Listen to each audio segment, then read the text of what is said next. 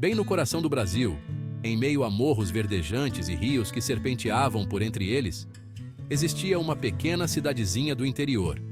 Corria o ano de 1984. A vida ali seguia o ritmo da natureza.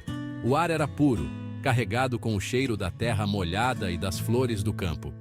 Os dias eram longos e ensolarados, banhados pelo calor gostoso do sol tropical. As noites, estreladas e tranquilas, eram embaladas pela sinfonia dos grilos e pelo coachar dos sapos. A rotina era simples, marcada pelo trabalho duro e pela alegria da colheita farta. Os homens, com a pele curtida pelo sol, labutavam nas roças desde a madrugada. As mulheres, com suas mãos habilidosas, cuidavam das casas simples e preparavam refeições saborosas no fogão a lenha. As crianças, com os pés descalços na terra quente, corriam pelos campos, brincando livremente. A vida naquela cidadezinha era um retrato da paz e da simplicidade. As famílias, unidas por laços de sangue e amizade, dividiam o pouco que tinham com generosidade. As portas das casas, sempre abertas, recebiam os visitantes com um sorriso acolhedor e uma xícara de café quentinho. A igreja, com sua torre pontuda recortada no céu azul, era o ponto de encontro da comunidade nos domingos de sol. Mas, por baixo da aparente serenidade, uma ponta de medo percorria o coração dos moradores.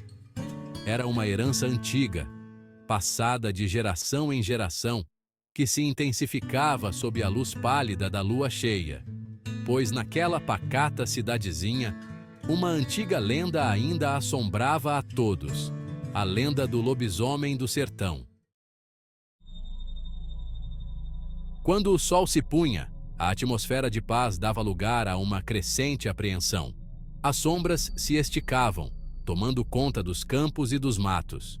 O canto dos passarinhos era substituído pelo grasnar rouco dos urubus, que pareciam anunciar a chegada da noite. As janelas e portas, antes escancaradas, eram fechadas com cuidado, trancadas com trancas de madeira maciça. Nas noites de lua cheia, a apreensão se transformava em medo que dava para tocar. As ruas, antes cheias de vida, ficavam desertas. O silêncio, quebrado apenas pelo latido distante de um cachorro, se tornava quase ensurdecedor. As famílias se reuniam em suas casas, rezando para que a noite terminasse em paz. A lenda do lobisomem era mais do que uma história para botar medo nas crianças. Era uma crença fincada na alma daquela comunidade, passada de boca em boca por gerações. Dizia-se que a criatura, amaldiçoada a vagar pela terra como um lobo monstruoso, percorria a mata nas noites de lua cheia, sedenta por sangue para saciar sua fome insaciável. Histórias sobre o lobisomem eram contadas em voz baixa ao redor das fogueiras, aumentando o medo e a superstição. Contos de horror sobre viajantes desaparecidos, gado morto e gritos aterrorizantes ecoando na noite. A criatura era descrita como uma besta apavorante, com dentes afiados como navalhas, garras que pareciam rasgar a carne com facilidade e olhos vermelhos que brilhavam na escuridão como brasas acesas.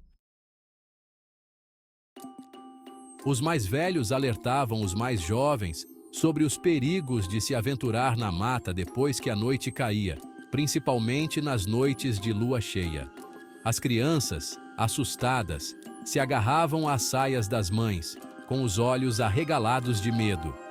O pavor do lobisomem era um fantasma que assombrava os sonhos e moldava o comportamento de toda a comunidade.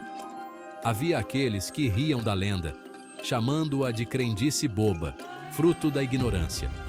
Diziam que o lobisomem não passava de uma fábula, inventada para manter as crianças obedientes e longe da mata à noite.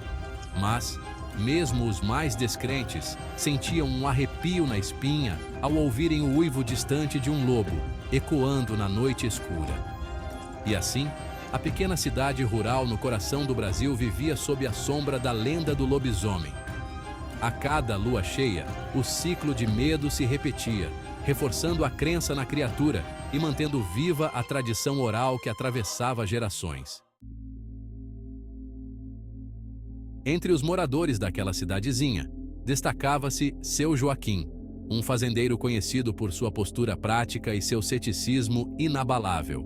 Homem de rosto marcado pelo tempo, curtido pelo sol e pelos anos de trabalho duro na lavoura, Seu Joaquim era o tipo de pessoa que acreditava no que via, no que podia tocar. Para ele, a lenda do lobisomem não passava de um punhado de histórias fantasiosas, inventadas para assustar crianças e manter viva a chama da superstição. Bobagem, costumava dizer com um sorriso irônico no canto da boca. Lobisomem não existe, é coisa de gente supersticiosa. E assim, Seu Joaquim seguia sua vida, cuidando de sua fazenda com a certeza de quem não tem medo de nenhuma assombração. Criado no meio do mato, Seu Joaquim conhecia cada palmo da mata que cercava a cidade. Passava horas e horas trabalhando em seu pequeno cafezal, cuidando de seus animais e apreciando a beleza simples da vida no campo.